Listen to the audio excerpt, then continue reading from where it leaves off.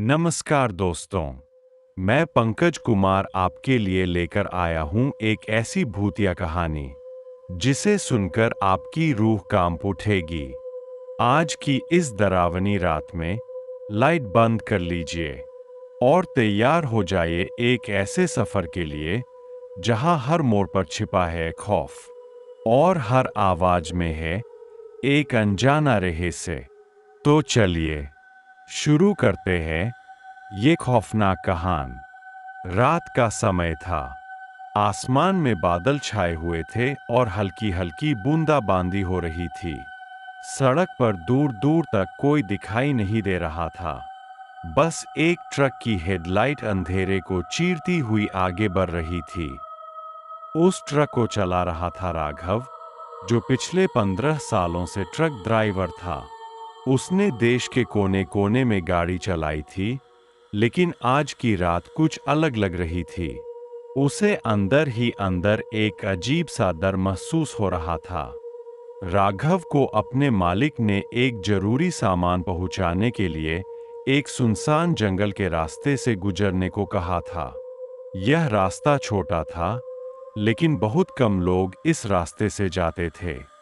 जैसे ही ट्रक जंगल के अंदर घुसा, माहौल और भी डरावना हो गया। पेड़ों की परछाइयां सड़क पर ऐसे पड़ रही थीं जैसे कोई छुपकर देख रहा हो। हवा की आवाज भी कुछ अजीब सी लग रही थी। राघव ने खुद को समझाया, अरे, मैं इतना अनुभवी ड्राइवर हूं, डर किस बात का। लेकिन अचानक उसकी नजर सामने पड़ी। सड़क के किनारे एक आदमी खड़ा था। उसने सफेद कपड़े पहने हुए थे और उसका चेहरा साफ दिखाई नहीं दे रहा था। वह धीरे धीरे हाथ हिलाकर राघव से लिफ्ट मांग रहा था। राघव पहले तो हिचकिचाया, लेकिन फिर उसने ट्रक रोक दिया। कहाँ जाना है? राघव ने खिड़की खोलकर पूछा। आदमी ने धीमी आवाज में कहा, आगे वाले मोड़ तक।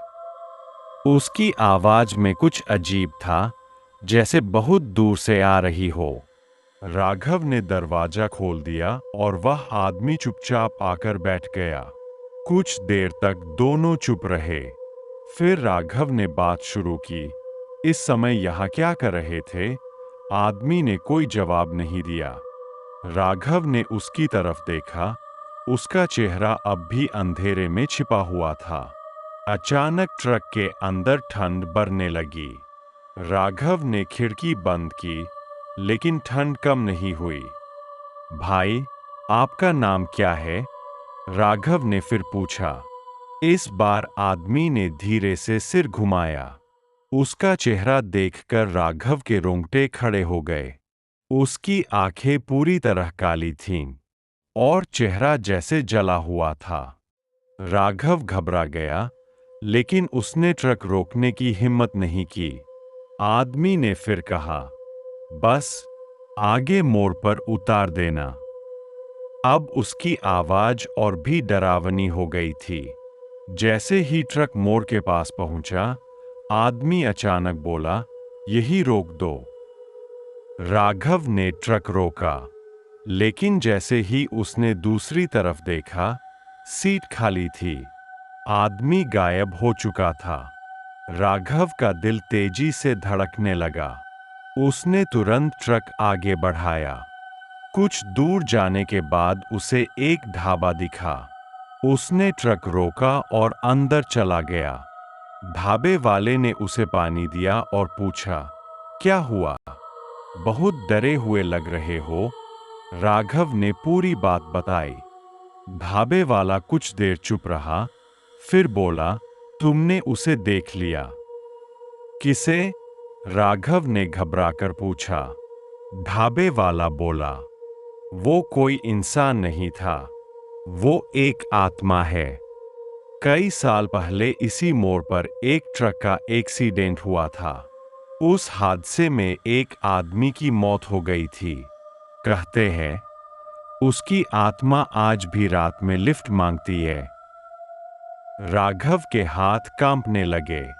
और जो उसे लिफ्ट देता है? ढाबे वाला धीरे से बोला, वो कभी सही सलामत वापस नहीं जाता। यह सुनकर राघव के पैरों तले जमीन खिसक गई। लेकिन मैं तो यहाँ हूँ, राघव ने कहा। ढाबे वाला मुस्कुराया, एक अजीब सी मुस्कान। अभी हो। राघव ने तुरंत पैसे दिए और वहां से निकल गया। अब वह और ज्यादा डर चुका था। उसने सोचा कि अब वह उस रास्ते से जल्दी बाहर निकल जाएगा। लेकिन जैसे ही वह वापस ट्रक में बैठा, उसे पीछे से आवाज आई, इतनी जल्दी जा रहे हो? राघव का दिल जैसे रुक गया। उसने धीरे धीरे पीछे मुड़कर देखा। वही आदमी फिर से पीछे की सीट पर बैठा था। इस बार उसका चेहरा और भी भयानक था। राघव ने डर के मारे ट्रक तेज दौड़ा दिया, लेकिन चाहे जितनी स्पीड बढ़ाता, उसे लगता कि ट्रक आगे नहीं बढ़ रहा। अचानक सड़क गायब होने लगी और सामने वही मोड़ बार बार आने लगा, जैसे वह एक ही जगह घूम रहा हो। आदमी हंसने लगा। तुम अब यहां से नहीं जा सकते। राघव ने भगवान का नाम लिया और आंखें बंद कर लीं। कुछ देर बाद जब उसने आंखें खोली, तो वह सड़क के किनारे खड़ा था। ट्रक गायब था और चारों तरफ सन्नाटा। अचानक पीछे से किसी ने कहा, लिफ्ट चाहिए क्या? राघव ने मुड़कर देखा। वह खुद खड़ा था, वही सफेद कपड़ों में, उसी डरावने चेहरे के साथ। उस दिन के बाद उस सड़क पर एक नई कहानी शुरू हुई। अब लोग कहते हैं कि वहाँ एक ट्रक ड्राइवर की आत्मा भी भटकती है, जो रात में लिफ्ट मांगता है, और जो भी उसे लिफ्ट देता है, वह कभी वापस नहीं आता। अगर आपको ये कहानी पसंद आई हो, तो ऐसे ही और भी डरावनी कहानियों के लिए हमारे चैनल को सब्सक्राइब जरूर करें। आपका एक सब्सक्राइब हमें और भी शानदार कहानियाँ लाने की हिम्मत देता है।